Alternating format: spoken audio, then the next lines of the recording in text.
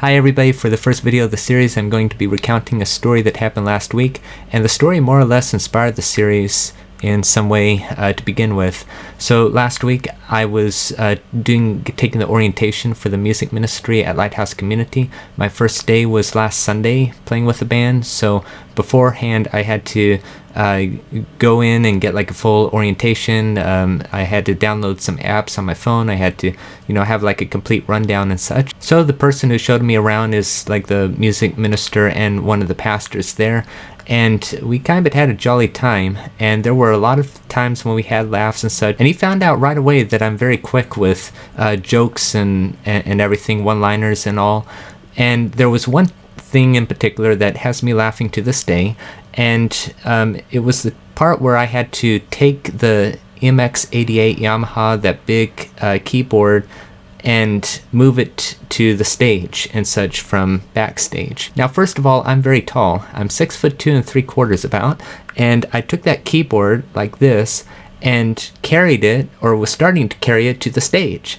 And so while I was carrying it mid-flight, I turned around, and that pastor, the aforementioned pastor, had the strangest look at me, and he said, "That's just sick." And so here I am inadvertently showing off my incredible arm length span, and it didn't dawn on me in my brain for some reason that a lot of people would carry it this way, not long ways and such.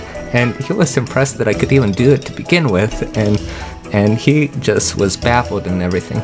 And I was, too overcome with laughter at that point that I just couldn't tell him till I think a little later that I heard when I was younger that your height is equal to your arm span and everything, and you could take rope to prove that to yourself, which I had. And so when all of us band members were all hooked up and everything, he told us as an introduction to me, like, "This is Matthew Kenzel, you better watch out for him," talking about my humor, my sense of humor. And going back to that orientation real quick, right before I left, I was confirming the time. So anytime between 6 and 6:30 I should arrive. And I said, "Okay, I will arrive at 6:15 and 30 seconds. And I paused, and he came out from behind the door and gave me a look. I said, "Bye."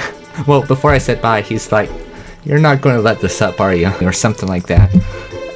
And yeah, this is just the beginning with me and everything. Of course, personally, I know what's when's an appropriate time. Like, there's a time and a place, a time to mourn and a time to laugh, a time to dance, and just read Ecclesiastes 3. I wish I knew that by heart, but yeah, there is a time for levity, and then there's a time to be serious, and it took me half my life to figure that out. And again, last Sunday was my first day. You could watch the video about it that I'll link in the card above. Have a nice day, and don't laugh too hard.